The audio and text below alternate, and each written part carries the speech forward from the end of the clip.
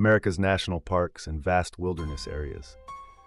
Just the words conjure images of breathtaking beauty, towering mountains, ancient forests, crystal-clear rivers, and endless stretches of untamed nature. They call to us, offering adventure, solace, and an escape from the concrete jungle. Hikers, hunters, campers, and nature enthusiasts flock to these remote corners, seeking peace, challenge, and connection with the raw power of the earth. Many feel a profound sense of security in these protected lands, believing that even in their vastness, modern technology and organized search efforts would ensure their safety. But for a chilling number of people, that sense of security has been shattered, replaced by a haunting, inexplicable void. This isn't a story about typical hiking accidents, getting lost due to poor navigation, or unfortunate encounters with wildlife. This is about a phenomenon that defies conventional explanation, meticulously documented by researcher David Paulides in his Missing 411 series. Paulides has uncovered a disturbing pattern of disappearances in national parks and wilderness areas across North America. Cases so bizarre, so eerily similar, that they suggest something far more sinister is at play than simple misadventure. Imagine this: a small child, playing just feet from their parents in a busy campsite, vanishes in seconds without a sound. A seasoned expert hunter, intimately familiar with his territory, disappears without a trace, leaving behind all his gear. Or perhaps, a person is found days or weeks later, miles from where they vanished, often at a significantly higher elevation, in an area that had already been searched multiple times, and sometimes, tragically, without their clothes or shoes. These aren't isolated anomalies. They are recurring motifs in cases that Paulides argues form a chilling, almost impossible profile. Take, for instance, one of the classic scenarios. A family is enjoying a serene afternoon. The child, perhaps just 2 or 3 years old, is within shouting distance, under direct supervision. The parent turns their head for a fleeting moment, maybe to tie a shoelace or check a map. They look back, and the child is simply gone. No scream, no sound of struggle, no broken twigs, just gone. And despite immediate frantic searches involving hundreds of people and advanced technology, no trace is ever found, or if found, the circumstances are utterly baffling. These aren't cases easily explained by a fall, an animal attack, or even human foul play, as conventional evidence is almost entirely absent. The wilderness, in these unsettling instances, transforms from a place of natural wonder into a realm of unknown terror. What unseen force is at work in these vast, silent landscapes? What is truly happening to these people in places where all logic dictates they should be found? The call to the wild whispers promises of adventure, but for the victims of Missing 411, it has become a chilling, inescapable trap, orchestrated by an unseen, inexplicable threat. What truly sets the Missing 411 cases apart from typical disappearances isn't just that people vanish in the wilderness.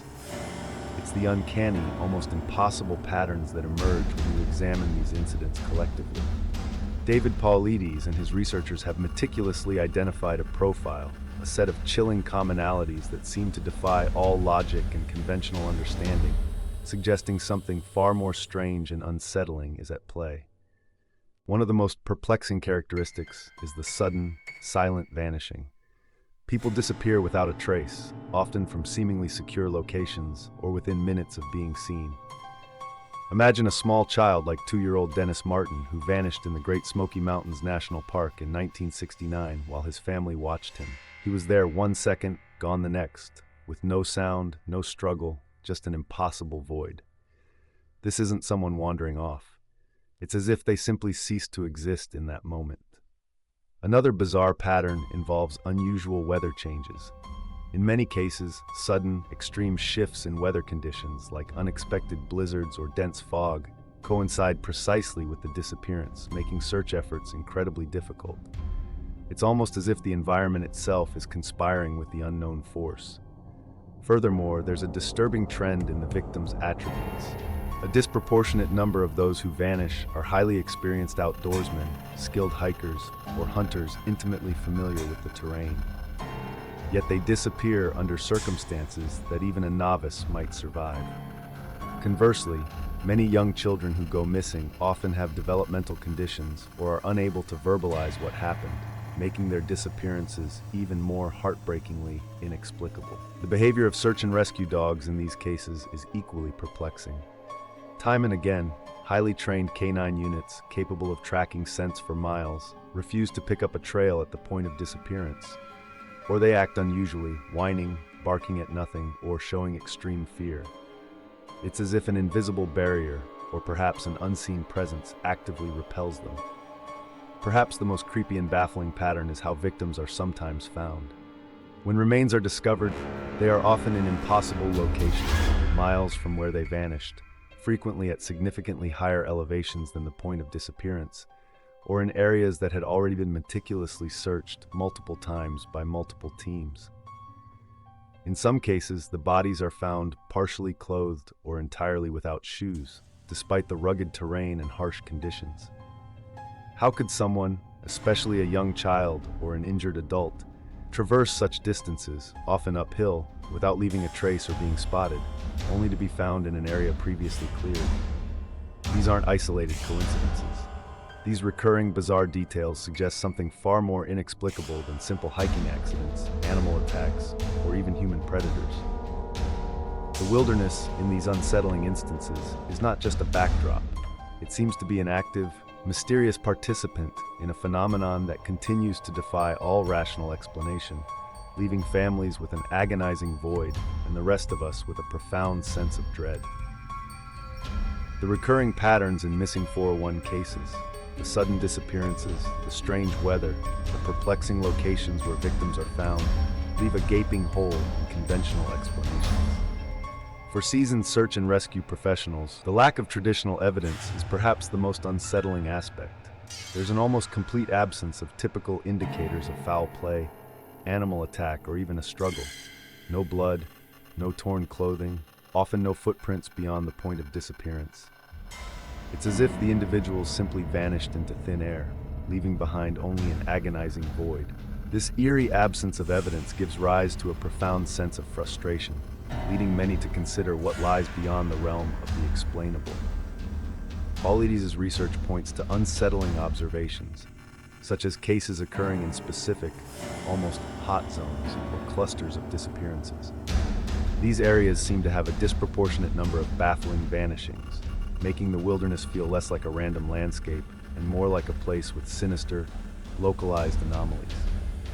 Adding to the chilling atmosphere are anecdotal accounts from search and rescue personnel themselves. Many describe strange feelings during searches, an oppressive silence, an inexplicable sense of dread, or a feeling of being watched.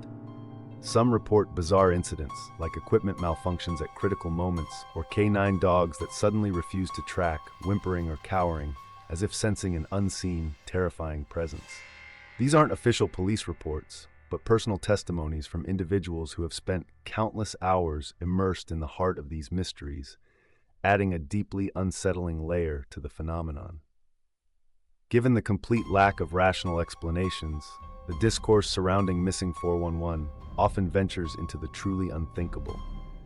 While official channels dismiss them, many who follow these cases ponder theories that defy scientific understanding. Are these areas portals to other dimensions, swallowing individuals whole? Could there be unknown, territorial cryptids, creatures like Sasquatch, that are responsible, leaving no trace? Or perhaps, as some whisper, is there something even more ancient and primordial at play, an intelligence within the deep woods that selects its victims with chilling precision? We don't endorse these theories as fact, but their very existence highlights the desperate human need to find any explanation for such unfathomable events.